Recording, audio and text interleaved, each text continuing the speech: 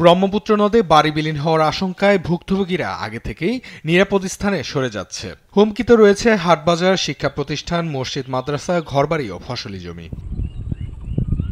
এই দৃশ্য দেখা যাচ্ছে কুড়িগ্রামের উলিপুর উপজেলার বেগমগঞ্জ ইউনিয়নের রসুলপুর এলাকায়, যেখানে কয়েকদিনে 10টি বসতবাড়ি নদীতে বিলীন হয়েছে। জমি অনেক ছিল, সব জমি নদীতে গেছে।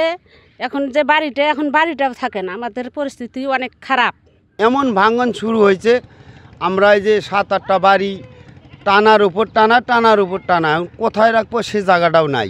স্থানীয়রা বলছে আগেভাগে ব্যবস্থা না নেয় শত বছরের পুরনো গ্রাম রাস্তা ও ভেঙে যাচ্ছে। মাদ্রাসা ও মসজিদও ঝুঁকিতে রয়েছে। দ্রুত স্থায়ী ভাঙনরোধ ব্যবস্থার দাবি তাদের। যা ঘরটা যে নিয়ে এক জায়গায় দাঁড় করাবো, সে দাঁড় করার মতো জায়গাটা নাই। এদিকে আমাদের যা সয় সম্পদ ছিল সব এদিকে চলে গেছে। এখন আমাদের যে অবস্থা, এখন বন্যা তো আসেই নেই। এই অবস্থায় বন্যা আসলে যে কোথায় এলা কি হবে বলার মতো না। ঘর তোলার জায়গা নাই, বাড়িটা নিব কোন জায়গায় সে নাই, স্কুল মাদ্রাসা নাই। বাড়িঘর ভাঙি চুরি সব শেষ। এখন আমরা যাবো কোথায়, আসবো কোথায়, যদি এতে মরাই অনেক ভালো। ব্রহ্মপুত্র, ধরলা, দুধকুমার নদে ঘেরা বেগমগঞ্জ ইউনিয়নের বড় অংশ গত 15 বছরে নদীগর্ভে বিলীন হয়েছে।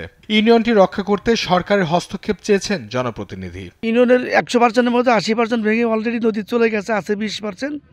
এটি যদি সরকার দ্রুত গতিতে কোনো ব্যবস্থা না নেয়, তো এটিও বেগমগঞ্জ ইউনিয়নটি মানচিত্র থেকে বাতিল হয়ে যাবে। ভাঙন কবলিত এলাকায় জরুরি ভিত্তিতে বালু ভর্তি জিও ব্যাগ ফেলে ভাঙন ঠেকানোর চেষ্টা চলছে। এছাড়া অন্যান্য নদীতেও ঊর্ধ্বতন অনুমতি পেলে কাজ করা হবে বলে জানান পানি উন্নয়ন বোর্ড। তিস্তা নদীতে 6.5 কিলোমিটার জরুরি সতর্কতামূলক কাজ চলমান রয়েছে।